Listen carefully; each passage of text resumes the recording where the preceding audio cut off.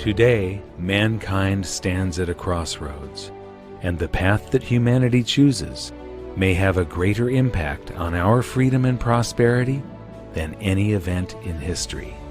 In 2008, a new technology was introduced that is so important that its destiny and the destiny of mankind are inextricably interlinked.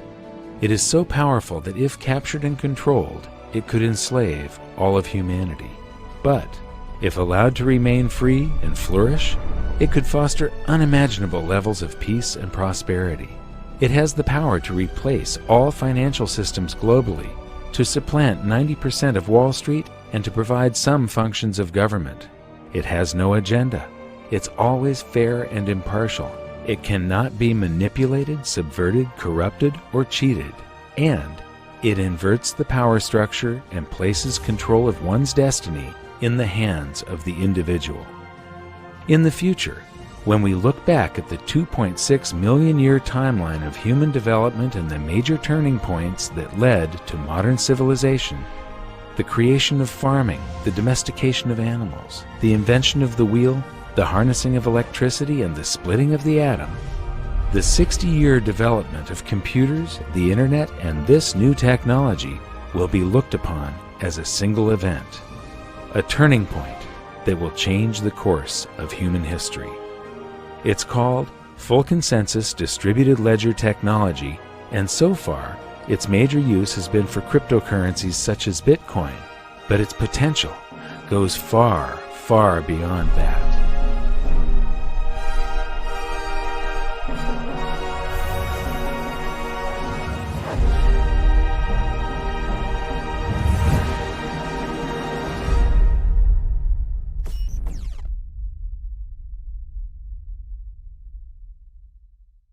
Hi, I'm here in Washington, D.C. across the street from the Federal Reserve because I'm really excited about something. We could be on the verge of a paradigm shift in currency and trade that could put places like this, the Federal Reserve and other central banks, out of business. In our fourth episode of Hidden Secrets of Money, we called upon the viewers to join a discussion to develop a new world monetary system. And the people that put forth the most logical and compelling arguments were the cryptocurrency and Bitcoin people. So I'm here at a massive Bitcoin conference that has drawn experts from all over the world, and I'm going to be hanging out with them, asking a lot of questions, developing my own opinion. I'd like you to develop yours because this could be something that changes the world.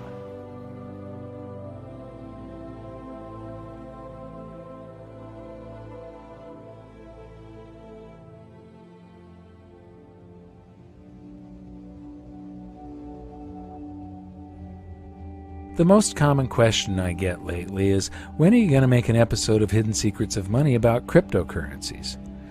The reason this has taken so long is that I wasn't happy releasing this video until I was comfortable explaining how it works, and now I finally can. As I said in the intro, we're going to start this journey at my first ever Bitcoin conference. This was the first time I had done a deep dive into researching Bitcoin, and after it finished, I kept on learning and learning some more. And it actually became difficult to finish this episode because of the speed at which this space is evolving. But just a few weeks ago, I learned about something new that could change everything, and I knew we had to get this video out quickly. This really is big. We'll learn more about this latest breakthrough later in the video because in order to explain it, we need to go right back to the beginning and learn how Bitcoin works. Like most people, at first I found the whole thing to be very abstract and complicated, but now I've found a way of breaking it down so that you don't have to be a rocket scientist to get it. I'm going to explain it by using an ancient problem that Bitcoin claims to have solved. It's called the Byzantine General's Problem, and until now, it's been unsolvable. The problem goes like this. How do you make absolutely sure that multiple entities which are separated by distance are in absolute full agreement before an action is taken? In other words, how can individual parties find a way to guarantee full consensus? Here's the example. Imagine that you are a general in the Byzantine army and you're planning to attack an enemy city. You have the city surrounded by several battalions, each of them camped several miles from the other, and each of them led by another general. A coordinated attack on the city from all sides at the same time will be successful, but an uncoordinated attack will likely end in defeat. You have decided to attack at dawn, but you have no walkie-talkies or cell phones, and signals from flags, torches, or smoke could be seen by the enemy. How do you make sure with absolute certainty that all of the other generals reach consensus and all attack together at dawn?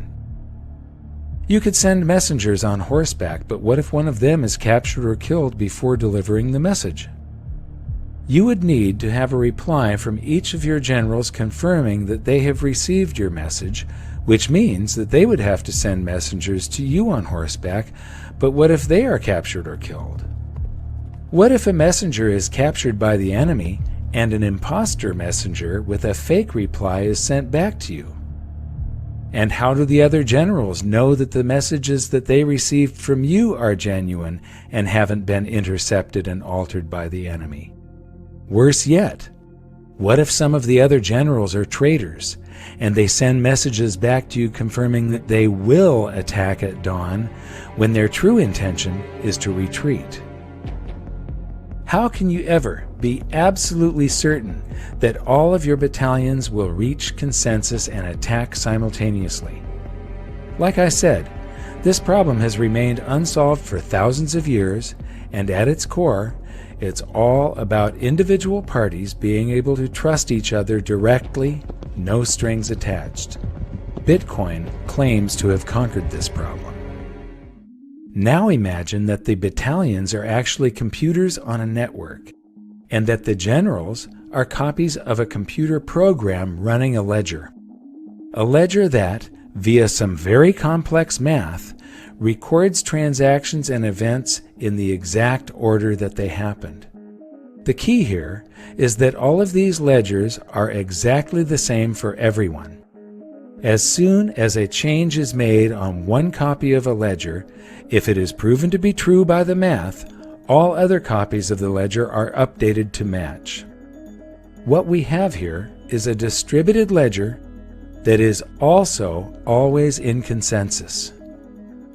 This is one of the first things to understand about Bitcoin. It is the first full consensus distributed ledger mankind has ever seen. This network can be expanded across the entire planet. It means that individual parties on opposite sides of the world can come to consensus on an event without requiring any third party as an intermediary for trust. Whether it's an order from a general to his troops or an order from you for a pizza, a distributed ledger confirms via math whether an event is true and records it permanently. Bitcoin, the first full consensus distributed ledger, is a trust machine. But is it 100% reliable? That's a question for later in the episode. But for now, where did Bitcoin come from and who invented it? Well, Bitcoin was originally developed by a pseudonymous developer, Satoshi Nakamoto. There's a lot of speculation about who he is, and frankly, I work directly with him, but I have no idea. But that never really worried me because Bitcoin itself is open source. And so any engineer can evaluate the Bitcoin source code, evaluate the Bitcoin cryptography, and understand and trust the software. So you don't have to trust who wrote it, you trust the software itself. And so that was one of the big reasons why Satoshi chose open source for Bitcoin, is so you can have trust in the system. You don't have to trust who he is. I don't know who Satoshi Nakamoto is. I also don't know who Euclid was. Might have been some dude in Sicily a few years BC. But we don't really know. We have some historical records that tell us that Euclid was someone who invented geometry in the ancient world. But it doesn't matter. Euclidean geometry works whether I know who Euclid is or not, whether Euclid was a nice guy or an evil person. Euclidean geometry simply works. It's completely independent of its creator. And if we didn't know who invented the electric motor or the radio or any of these core technology developments, electricity, so what? They still work. You don't have to have any appeal to authority. We don't have to worry about the motives. Now, in a centralized system where someone is in control, it matters who is behind the curtains. It really matters who is in control. It matters who invented it because they remain in control, or they might have a secret way of controlling it. Bitcoin is wide open and no one is in control, and everyone can see exactly how it works. So how does it work, and what's the point? Cryptocurrencies like Bitcoin allow people to transact with each other using the internet anywhere on Earth. Instead of having an account number like a checking account or a credit card, cryptocurrencies are much more secure because they have a public key and a private key. It's like having two account numbers, one for deposits and another for withdrawals. You'll often see them displayed as a string of characters or a scannable code. This level of security means that you could put your public key on a billboard if you wanted to, and your funds would still be secure. The only thing other people can do with your public key is send funds to you. It's your private key that gives you access to your funds. As long as you keep control of your private key, your funds are absolutely safe, and theft and fraud are virtually impossible. But, just like cash in your wallet, you need to keep it safe to prevent it from being stolen. Its security is entirely your responsibility. Cryptocurrencies can also give you privacy.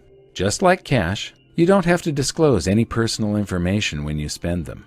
By contrast, a credit card has your name, account number, and expiration date. These act like a public key, but the equivalent of your private key, your signature and security code, are displayed in plain sight. This is just plain stupid. I've toured 5 national money museums, and while I was at one of them, I saw a group of young students on a school outing. I can just imagine that someday in the future, a group of kids will be standing around the credit card display, pointing and laughing at the incredible stupidity of the system we once used. And this is the point. Cryptocurrencies are light years ahead of our current technology. Since Bitcoin was the first cryptocurrency, I'm going to use it as our example, and I'll expand on our earlier description of a distributed ledger. But first, where does Bitcoin get its value?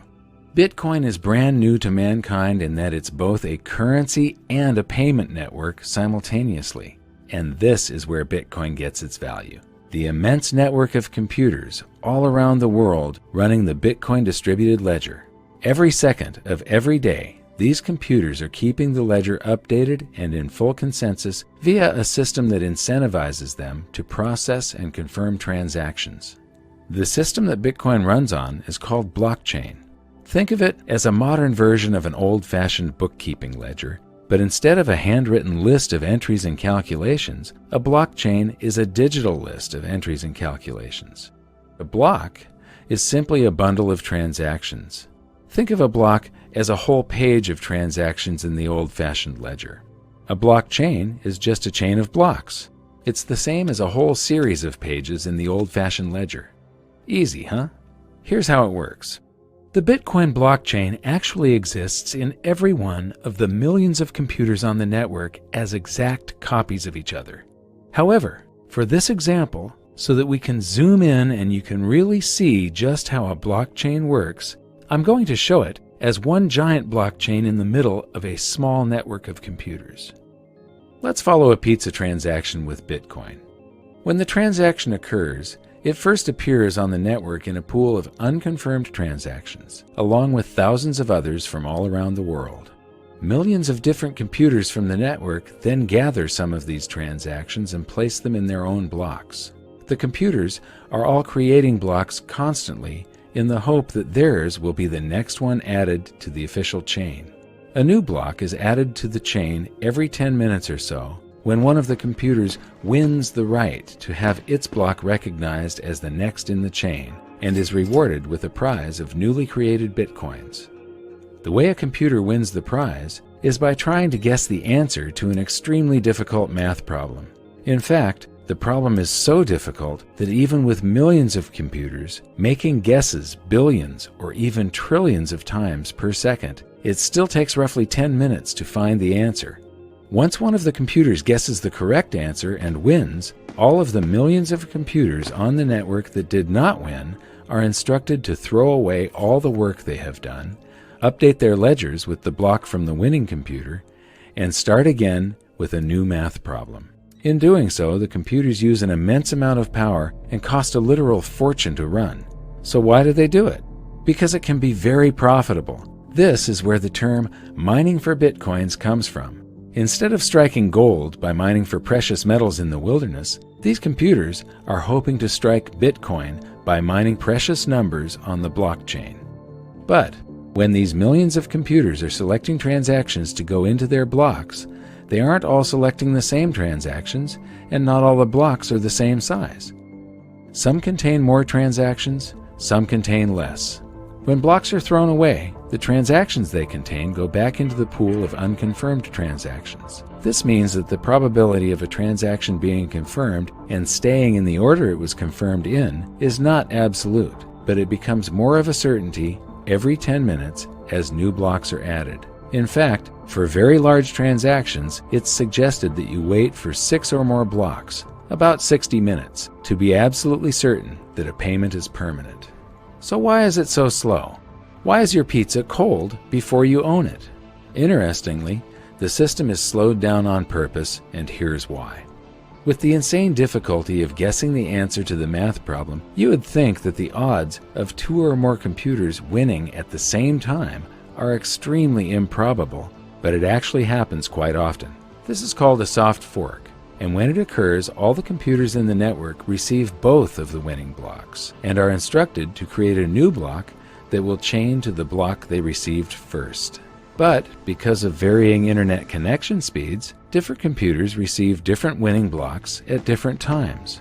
The tie is broken roughly 10 minutes later when one of the computers solves the new math problem and its block is added to the ledger, and the longest chain wins. But what happens to all of the blocks on the other side of the fork? They're discarded, along with all the transactions they contained, which go back into the pool of unconfirmed transactions. This soft forking is the main reason the system must be slowed down on purpose via the math problem. If the system was instant, it would be forking everywhere, all the time, and there would be no consensus. No one would have any idea of which ledger was the correct one, and every computer would be busy building a different block to create yet another fork. The slowness and immense amount of computing power is required to keep the Bitcoin ledger in full consensus. Therefore, as more and more computing power is added to the network, the system automatically adjusts to increase the difficulty of solving the math problem, which then requires even more power. If Bitcoin is ever going to be widely used, it will be using a massive amount of the world's energy. There are other systems for reaching consensus, but we'll look at those later in the episode. For now, Bitcoin is working as intended and allows people to transact with each other using the internet anywhere on Earth. Bitcoin, it's the first full consensus distributed ledger that mankind has ever seen, but it's not the last. I'm here at the conference with Eric Grill of Coin Outlet, and I'm going to buy some of my very first Bitcoins right now. And so Eric's going to show me how to do this. He's going to tell me this is a paper wallet. That's correct. So I can load this paper currency that's inside this little Ziploc here with Bitcoins. And so I'm going to take a $100 bill and hold that for a second. So what am I supposed to do with this now? You'll scan your public address into the In QR there? code, yes. Okay. And pull it out when it beeps. Okay. Okay, it beeped. Awesome. It'll show your balance. And okay. Now you can deposit your money. And okay.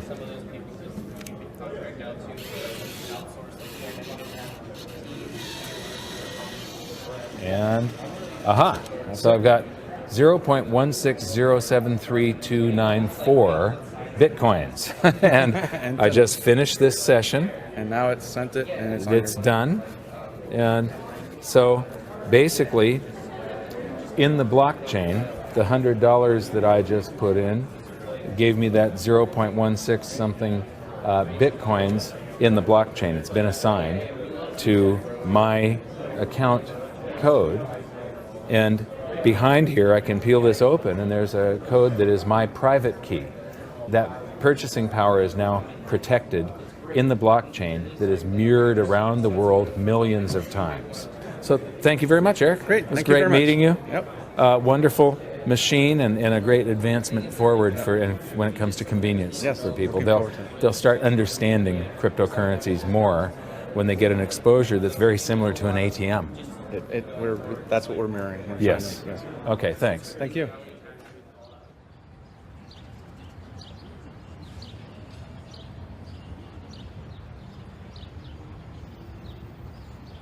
So I've spent a day at the conference now, and I wanted to come and sort of elaborate on some of the things that I've soaked up. And I came here to Washington Circle in Washington, D.C. Behind me is a statue of George Washington. A lot of people don't know this, but you know, the Revolutionary War was a war fought to free themselves from regulation, from government intrusion on their lives, from too much taxation. And the founding fathers were fighting for liberty and freedom. And at the end of the war, George Washington was in control of the armies of this continent and could have crowned himself emperor, but instead chose to resign his commission and retire to private life, giving us this gift of a free republic. One of the things that I'm getting from this conference is that a lot of them are worried about regulation. And so it's this same revolution being fought all over again. They're worried about regulation. They can't actually stop transactions with cryptocurrencies, but they could come and try and punish us afterwards and make it less likely to be used. And this is a tool that could free humanity. It's an amazing leap in technology, an amazing leap in the potential evolution of mankind. And so if this battle is lost and governments do succeed in trying to regulate the cryptocurrencies, it would be like losing the Revolutionary War. This stands for everything that the Founding Fathers stood for: the belief in freedom, liberty, and the individual choice and responsibility for your own actions.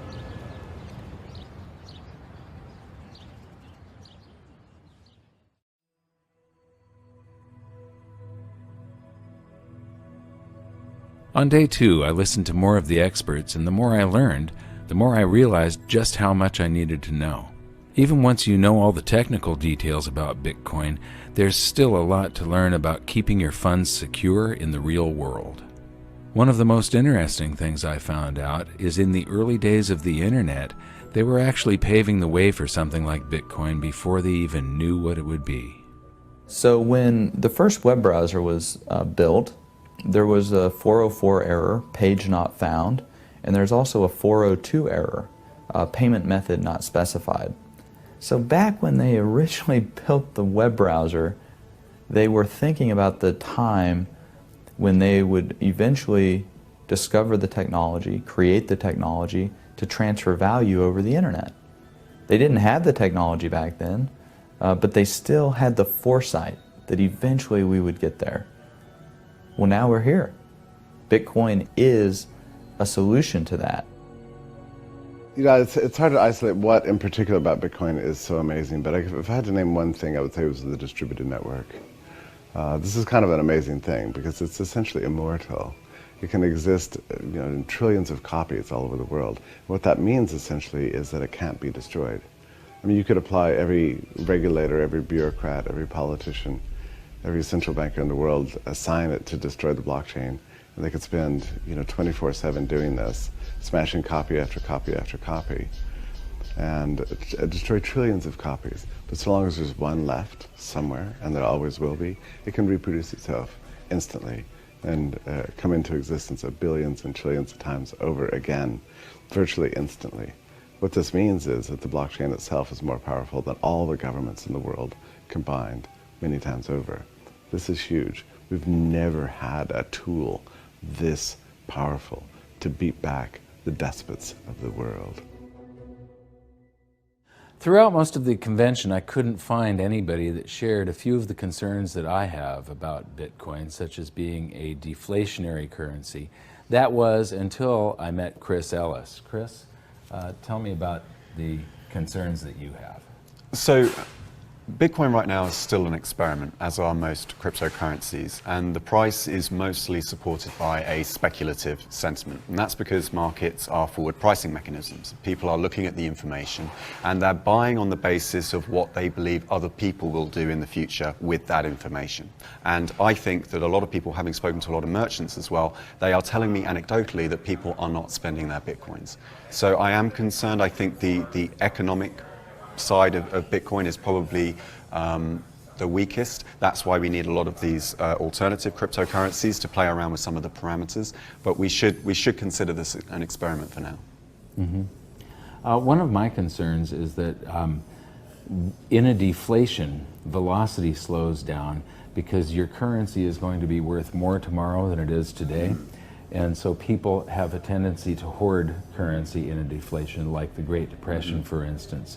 Bitcoin is going to have so many coins per month released, and then that level drops every year or 4 years? 4 years, yeah. Until it gets to a level where it reaches 21 million coins and it stops. Mm-hmm. Yes. When it stops, I have two concerns.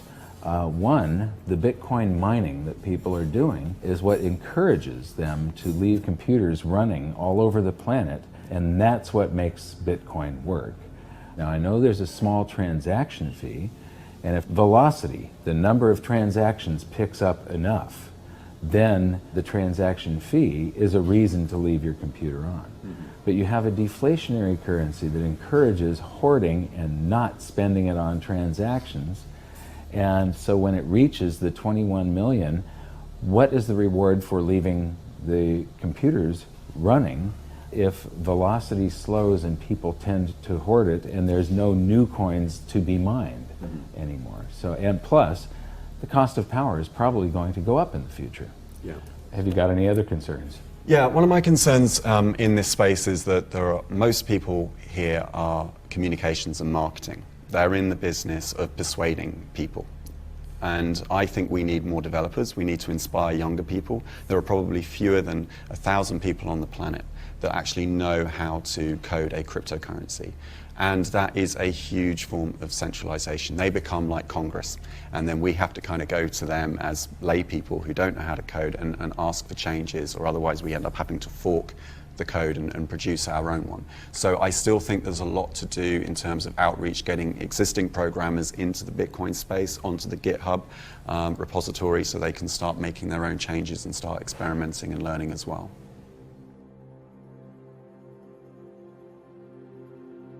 So what have I learned in the past few days about Bitcoin and other cryptocurrencies?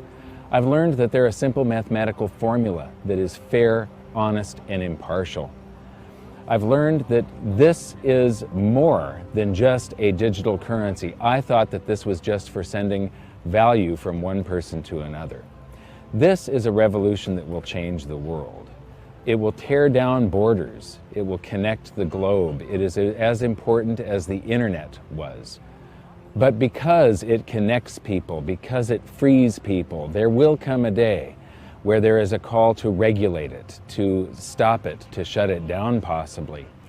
The people that are calling for those things, their motives need to be questioned, because what they are trying to prevent is freedom. It's that simple. One of the things that cryptocurrency does is it provides freedom, and the people that will be calling for its regulation or its abandonment will be the financial sector, central banks, governments, because it provides for a lot of the things that government does very poorly, it will do very well. That the financial system currently does very poorly, it will do well. It's fair, honest, impartial, instant, and cannot be subverted. The only caveats are that Bitcoin has first mover advantage. It's the largest one, but it may not be the one that succeeds. It's an experiment at this point. But the important thing is that the genie is out of the bottle. Freedom is on its way to us right now. We can all support it, or we can let it languish. and I think that this cannot be stopped. So am I going to sell my gold and silver and convert it all to Bitcoin? Absolutely not. Bitcoin, as I said, is an experiment. There is a possibility that these things could go to zero before they're fully developed. There's a possibility of some sort of catastrophic failure. Right now, it has proved very robust and unhackable. You don't know what is going to happen in the future. So one thing to keep in mind, the Germans came up with the Enigma machine in World War II, and it was supposedly uncrackable, and then we broke the code. And then they added another dial to it to increase the complexity manyfold. And it was supposed to be uncrackable, and we cracked the code. So, Bitcoin has not been completely proven. It's got 5 years of existence now and robustness. This may be the answer to all of mankind's problems when it comes to a simple medium of exchange, but it's more than that. You can make these smart contracts that settle with a set of rules, so somebody doesn't get paid until all of the rules that you have established are fulfilled. You can create escrow with yourself, where there's a third party that has to sign off that a transaction has been completed before the payment goes through. They're working on things where you can take delivery of something continuously and pay for it as you use it. It would be like paying for the internet for every second that you're using it only, or paying for the gas that's delivered to your house. Instead of monthly, you're being billed per thermal unit, and with no frictional costs involved. So this adds up to efficiency. Therefore, mankind is left over with more prosperity. If there's no third party in between bleeding off economic energy, you end up with more prosperity. This is a very good thing for all of us.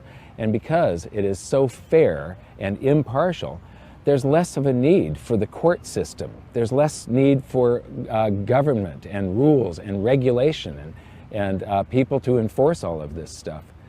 In the future, there will be less need for Wall Street. That Wall Street does not realize it yet, but they are antiquated dinosaurs of the past about to go extinct. You can attach stocks and bonds and things such as that to cryptocurrencies, and companies could now do IPOs just on the internet. They do not need Wall Street anymore. They don't need a third party like Goldman Sachs or some other big brokerage house taking a cut. There's no need to worry about corruption because the code cannot be corrupted. I do know that I am going to be putting some of my capital into cryptocurrencies from now on and supporting this movement and helping to push the freedom of mankind forward. And here's something else. The reason that people buy Bitcoin is the same reason that people buy gold and silver. It's an alternative to all of the other currencies, the fiat currencies that are being printed into oblivion on this planet right now, and they eliminate the need for third-party trust. You don't have to trust somebody else with your Bitcoins. You only have to trust yourself. You don't have to trust somebody else with your gold and silver. You have to trust yourself. So the reasons are the same, and so I would encourage every precious metals investor to investigate Bitcoin and the other cryptocurrencies, and I would encourage every Bitcoin and cryptocurrency user and investor to investigate precious metals. I'm going to hold both. I look at the cryptocurrencies as a very speculative, volatile, and potentially risky play. I look at gold and silver just like savings. I see them as something that has never failed in 5,000 years. They are proven, and I see them as extremely undervalued compared to the morass of fiat currencies on this planet at this point. So when I came here, I expected to find nothing but a digital payment system. And what I found is a technology that can revolutionize the planet. If the founding fathers of America were standing here beside me, they would be fighting for this revolution.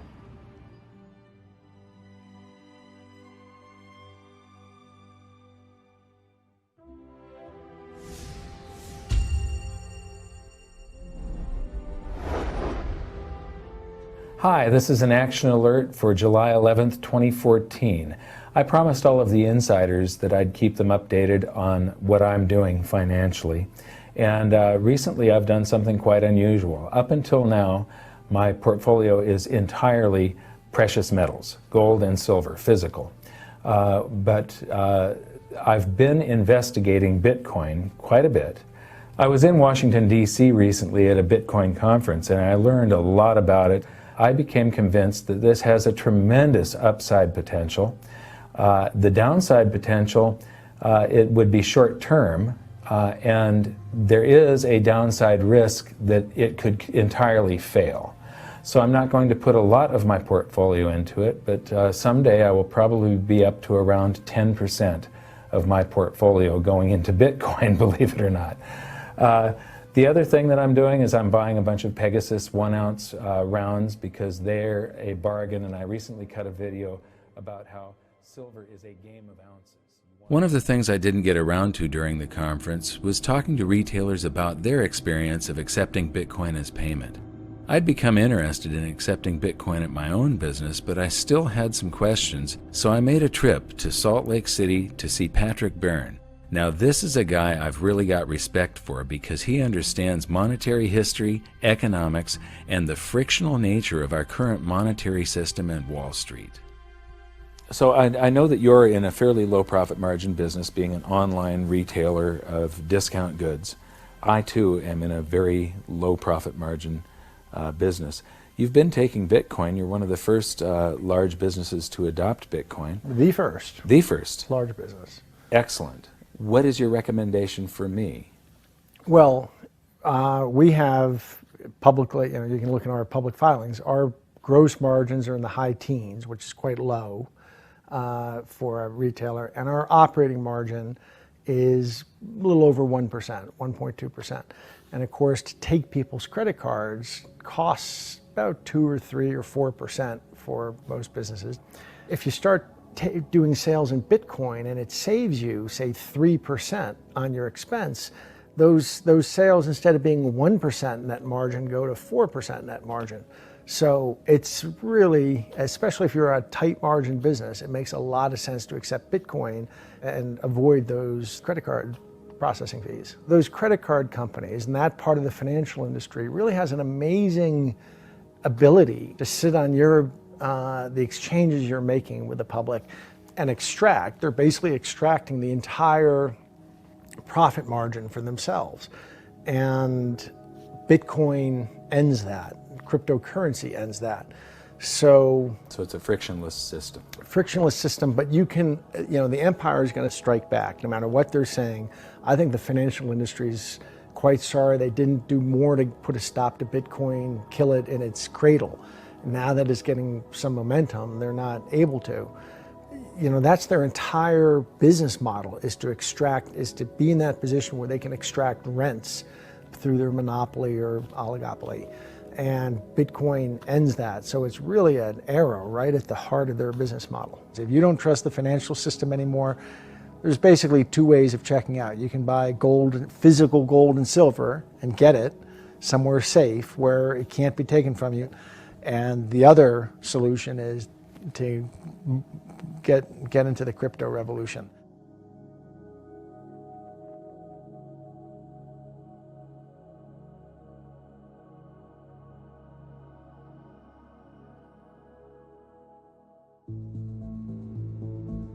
Since starting this episode, we've seen a blockchain boom. The IPOs I mentioned are happening now, but they're actually called ICOs, initial coin offerings. And the early nonchalance of the financial industry has been replaced by a race to develop their own blockchain payment systems. Because of its rate of growth, Bitcoin has been stressed to the limits. Where it was once fast and cheap, it is now slow and expensive. In fact, the issues Bitcoin has suffered from have led to political infighting, Bitcoin forking into multiple versions, and alternative cryptocurrencies gaining market share every day. Distributed ledger technology has caught fire, and there's a speculative mania occurring. While the speculation can't go on forever, one thing is for sure: blockchain is here to stay. Or is it? Last week I was in New York City for a meeting that we had scheduled that I thought was going to take a couple of days, and it ended up only taking a couple of hours. So with all the leftover time, I decided to go visit an old friend, Dimitri Kofinas. He used to have one of the best financial shows on television called Capital Account. You might remember him from episode 2 of Hidden Secrets of Money, where he talked about Greece and the hubris of leaders and empires and how history repeats. Anyway, he has a new podcast called Hidden Forces, and when we visited him, he was all fired up about this new technology. And this podcast, when I listened to it, I got all fired up, and he invited us to attend an event.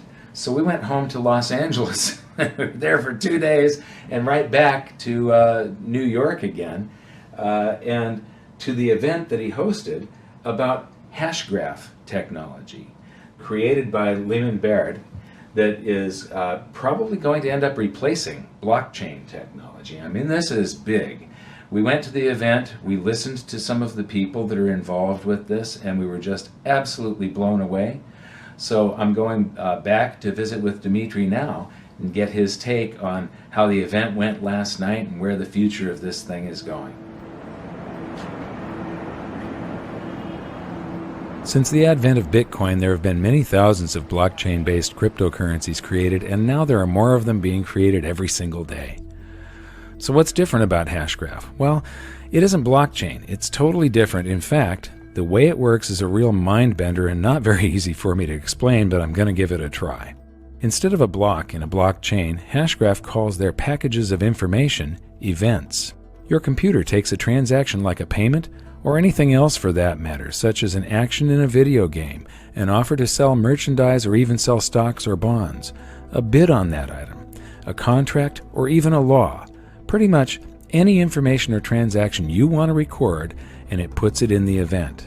For transmitting information quickly, Hashgraph uses a technology that has been the gold standard in computer science for decades. It's super fast, and it's called Gossip Protocol. Your computer randomly tells another computer in the network about the event you've created, and that computer responds by telling your computer about any events it heard about. Then that computer tells another computer about your event and the other events it heard about, and the computer it's talking to responds by telling all the events it knows about. It's absolutely the best, most efficient way to spread information, and it's exponentially fast. But here's the twist. Each time a computer tells another computer about an event, it also includes the information of the time it heard it and who it heard it from, and the time they heard it and who they heard it from, and so on and so on.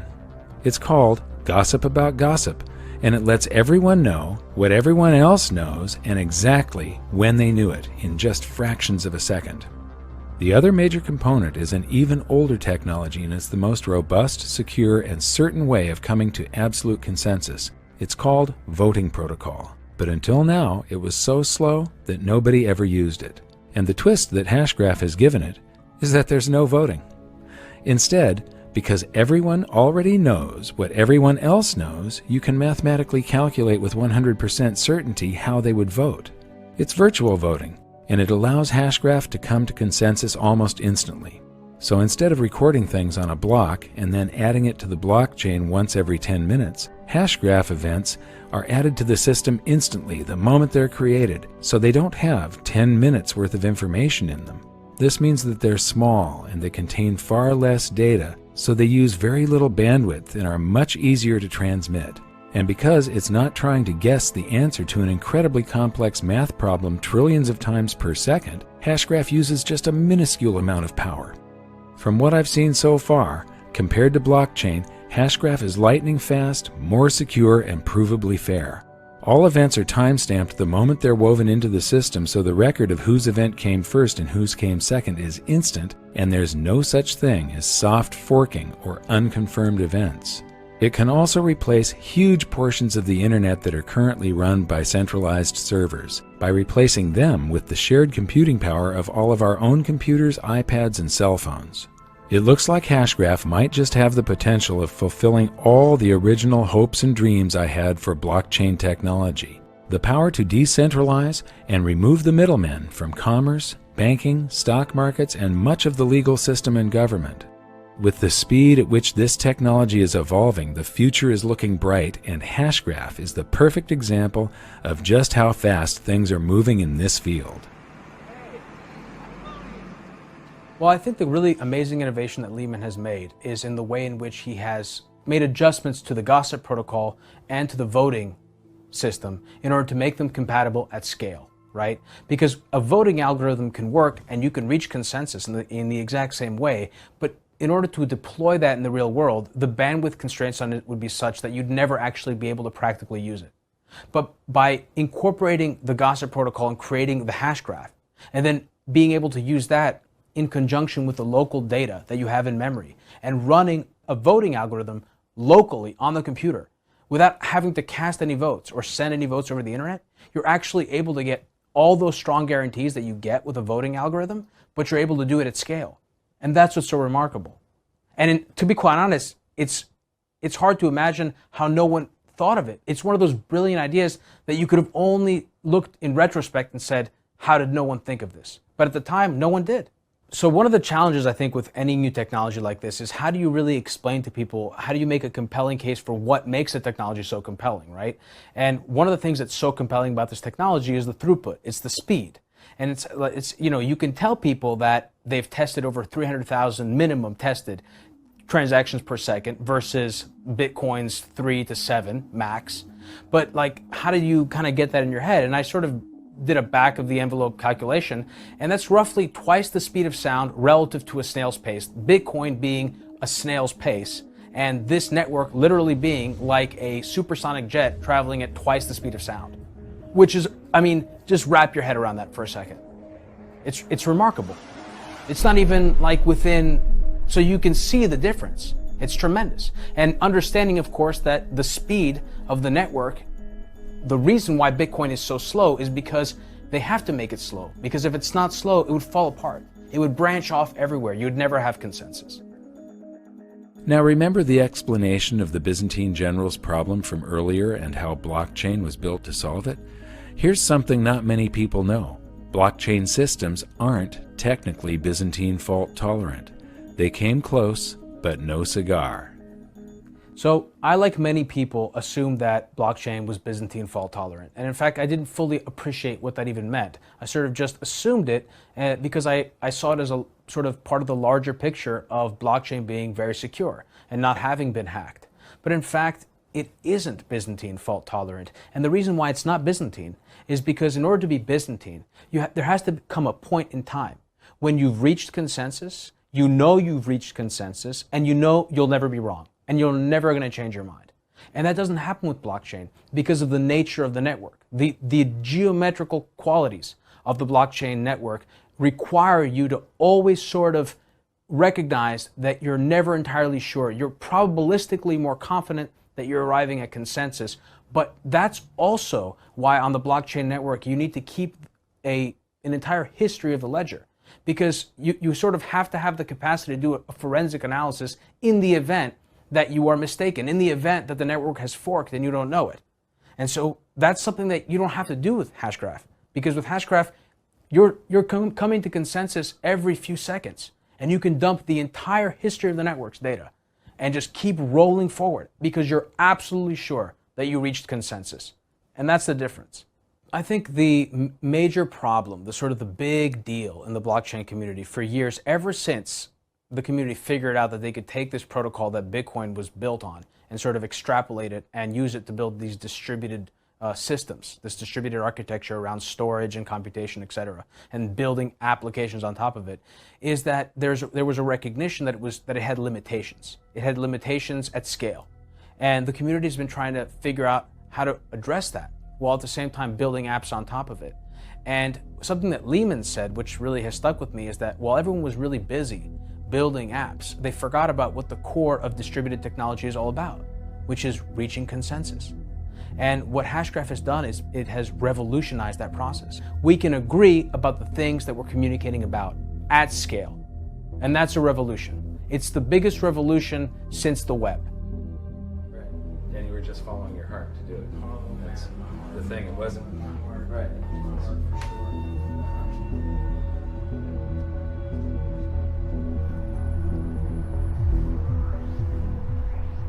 So we've been looking at this amazing new technology for about a week now, and what I find so incredibly amazing is that it holds the promise to solve all of the problems that the other distributed network ledger systems have.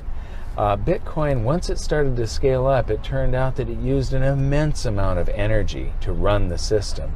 And also, as it scaled up, it became slower and slower and slower to where it was no longer a currency. It was basically a speculative vehicle. People could make some gains in purchasing power on it. But it wasn't something that you could stand in line at a Starbucks and pay for a cup of coffee for. A friend of mine just did a transaction that took 4 hours for confirmation. And so this is incredibly fast, pretty much instantaneous. The number of transactions that it can process per second is mind-boggling compared to Bitcoin, and it uses almost no power. So it solves all of the issues that I had with Bitcoin. There's a lot of different cryptocurrencies now, and many of them are engineered to either be faster or to be more sound and robust, but everything has a set of trade-offs. And so whatever feature that they want to offer, they have to give up something else. So the really fast ones, if they want them to still be fast once they're scaled up, they're more vulnerable to some sort of attack or hacking. The ones that are less vulnerable to attack and hacking have the problem of scaling. They're going to be slow. Speed, fairness, where the transactions are recorded in the absolute order that they came in. Some cryptocurrencies offer you the ability to pay extra to have your transaction mined first, and that really isn't fair. A distributed ledger should be recording everything at the absolute time of event, and then full consensus is reached, and there's no argument, no going back. This is set in stone forever. So now we're actually on our way to talk to some of the team at Hashgraph and learn more about this.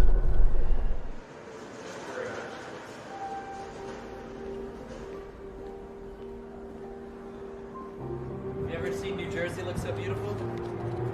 No. When I first arrived, I was chatting with some of the Hashgraph team about how much energy the Bitcoin system uses these days.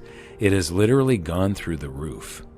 If Bitcoin were to replace the entire world monetary system and financial markets, it would use more power than the entire world produces. It's completely unsustainable. This is one of the reasons I'm interested in Hashgraph, its amazing efficiency. The other reason, these guys already have commercial customers using their technology at an industrial scale.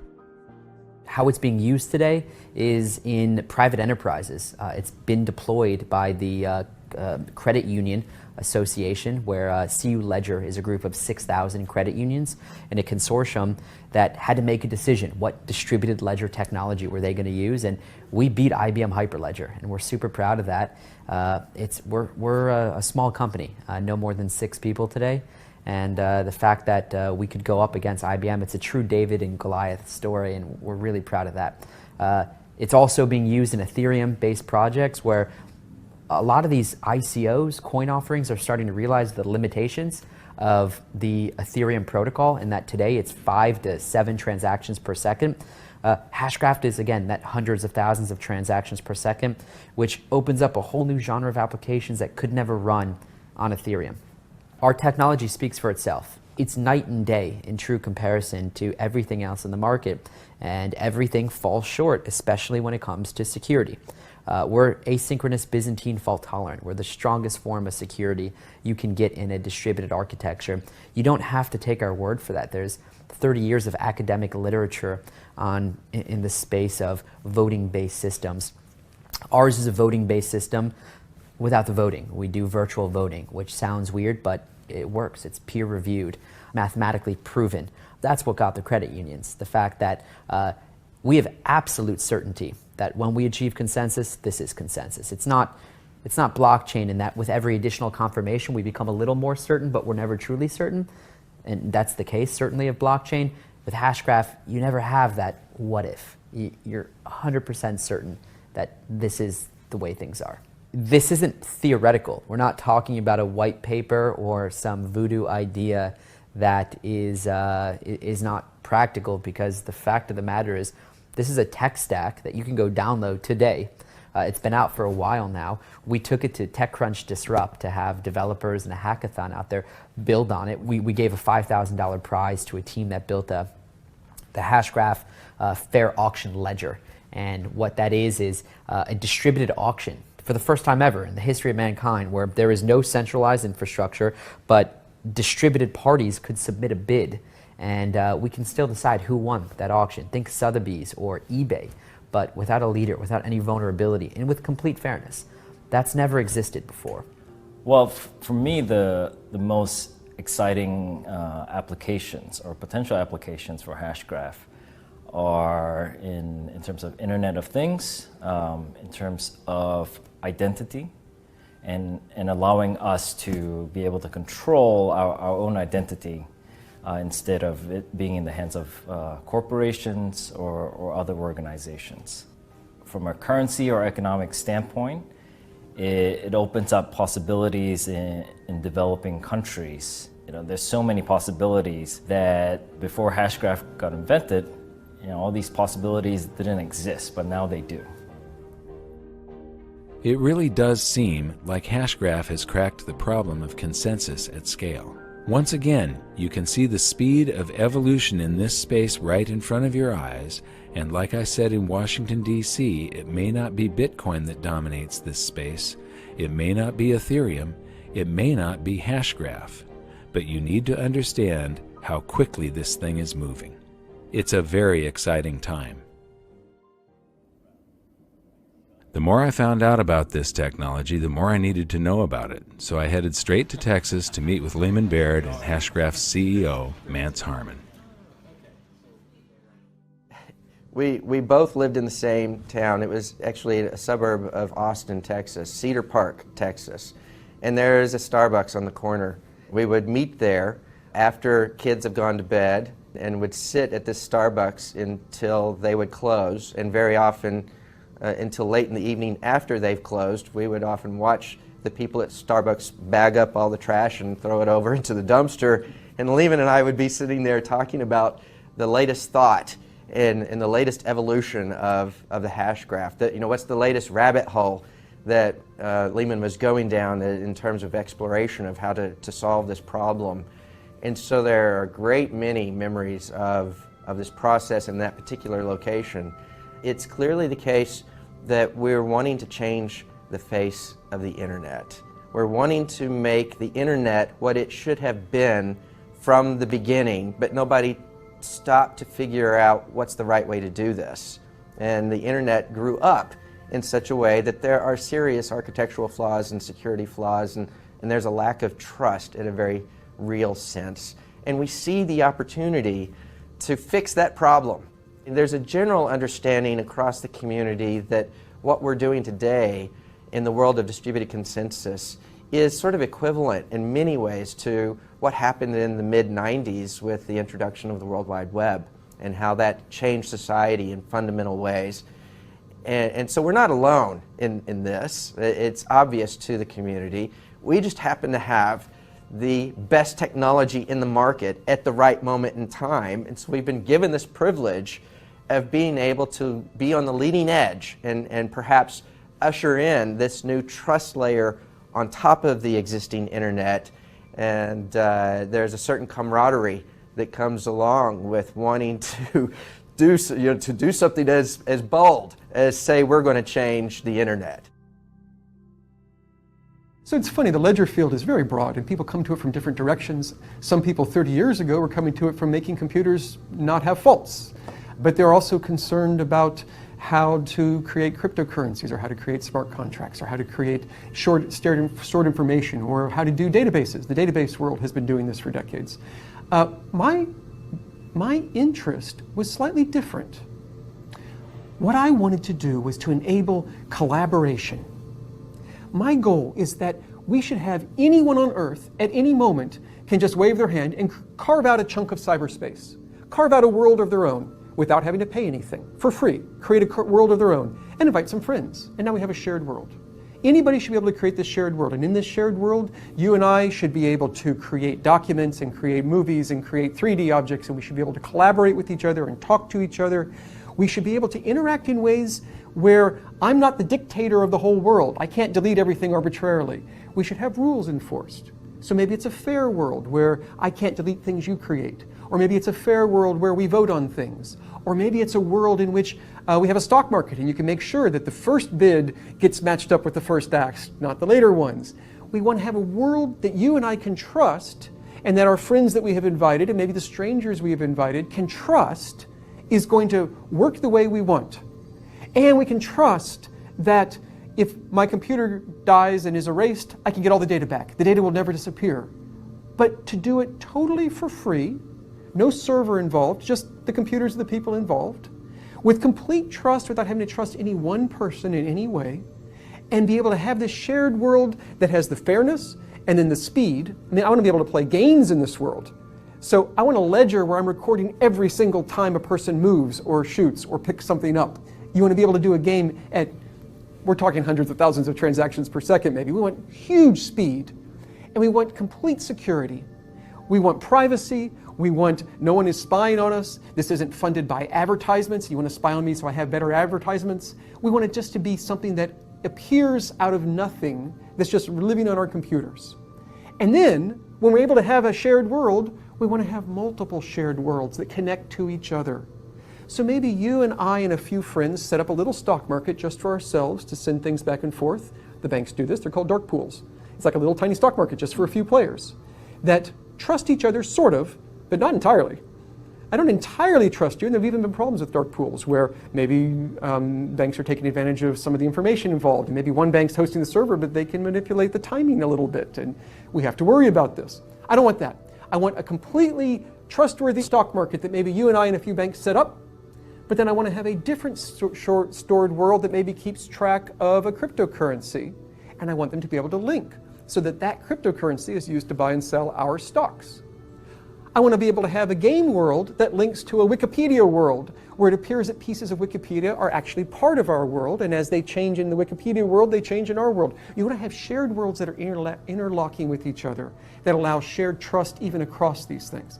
This is the vision for what we want the internet to be.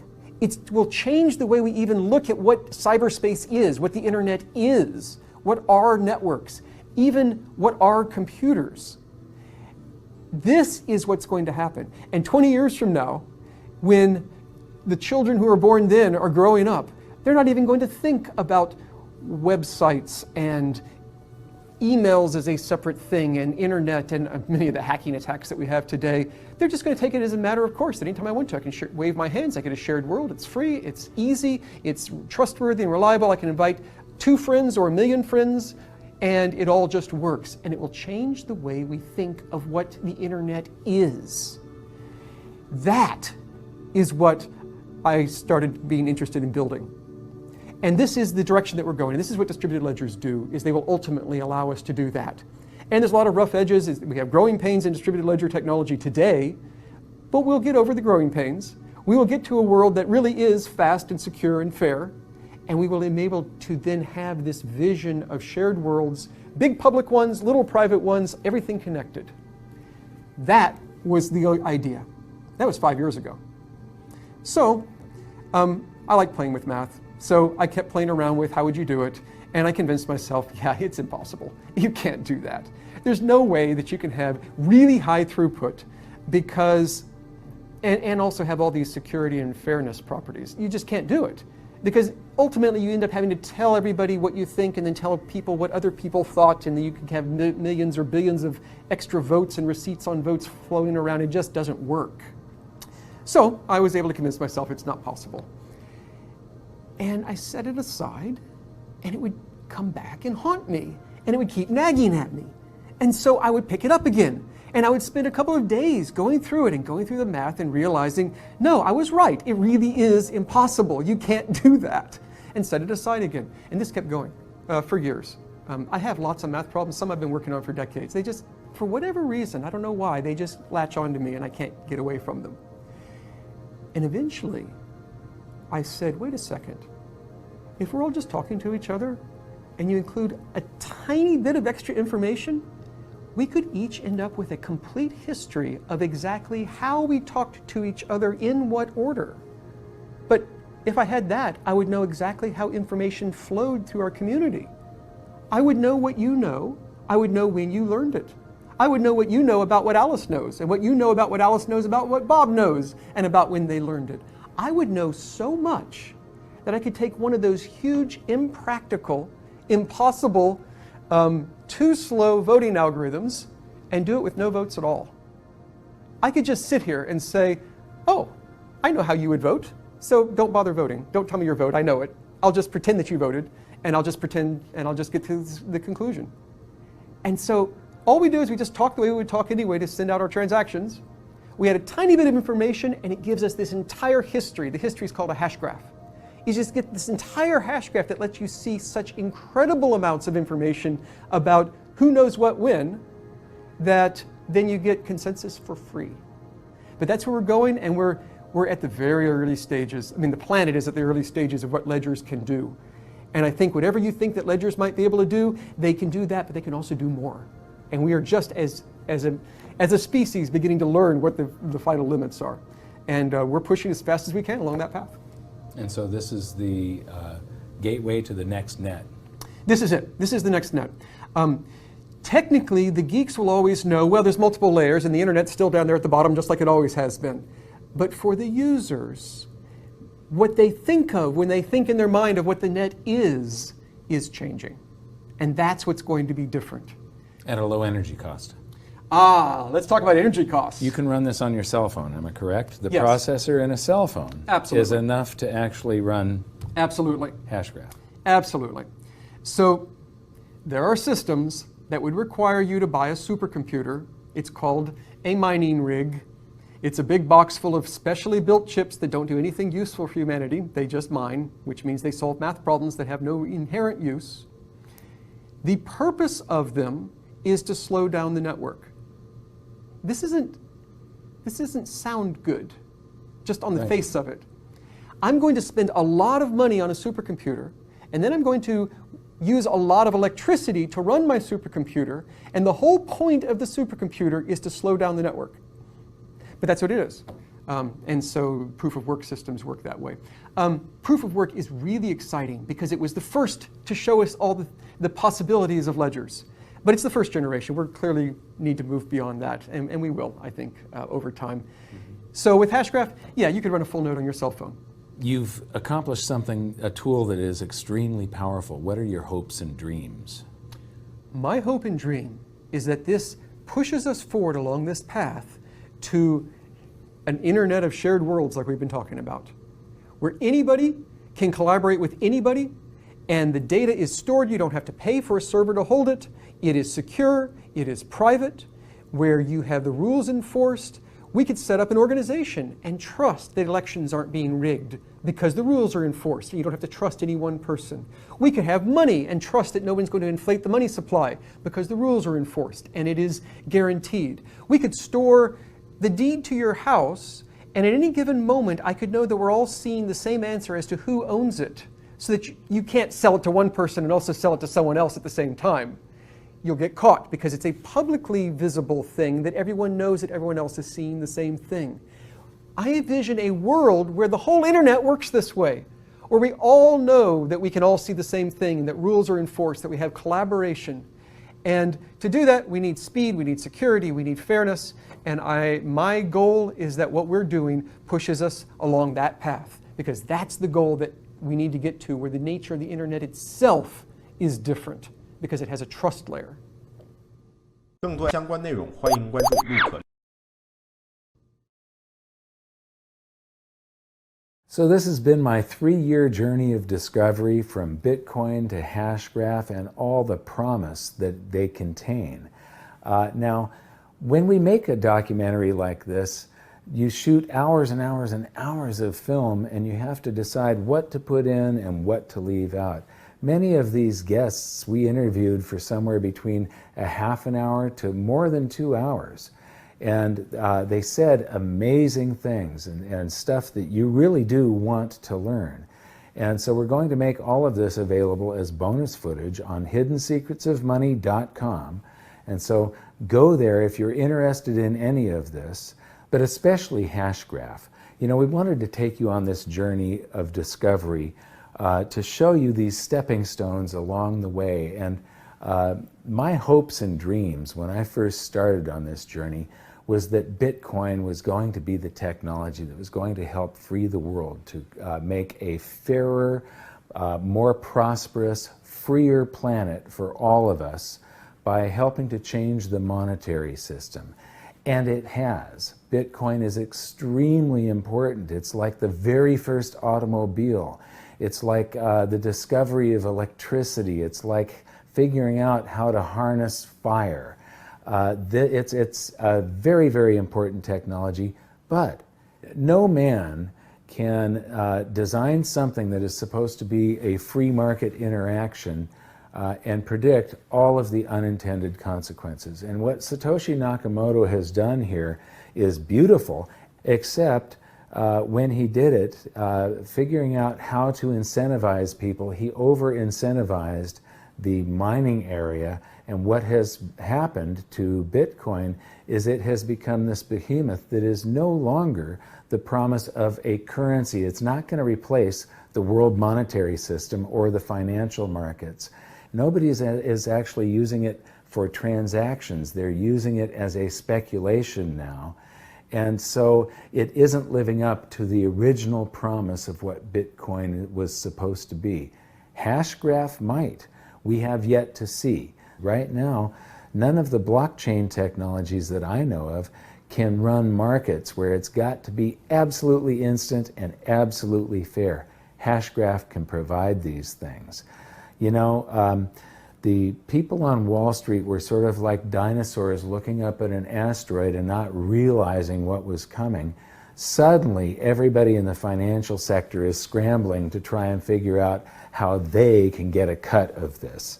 And one of the things a lot of the Wall Street people don't realize yet is that a lot of them are already obsolete. Now, Hashgraph, because it's patented, there's no token that you can buy right now. It's a platform.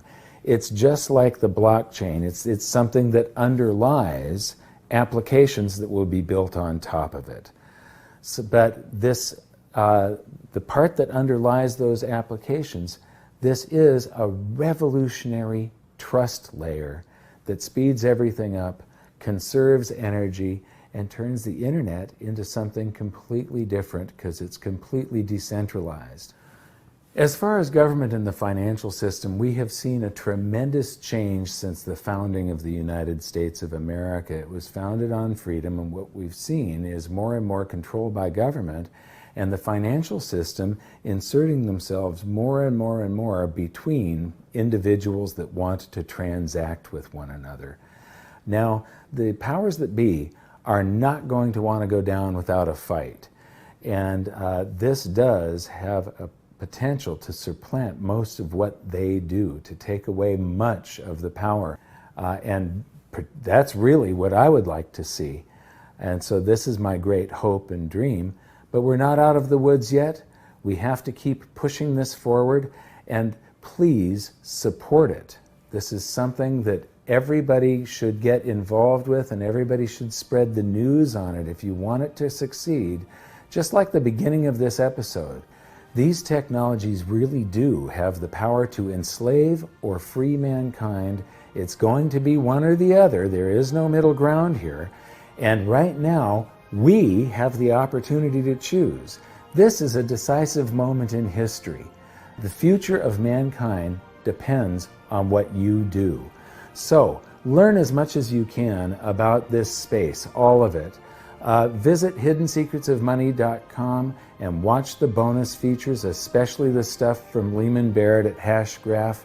Share this video with everybody that you can.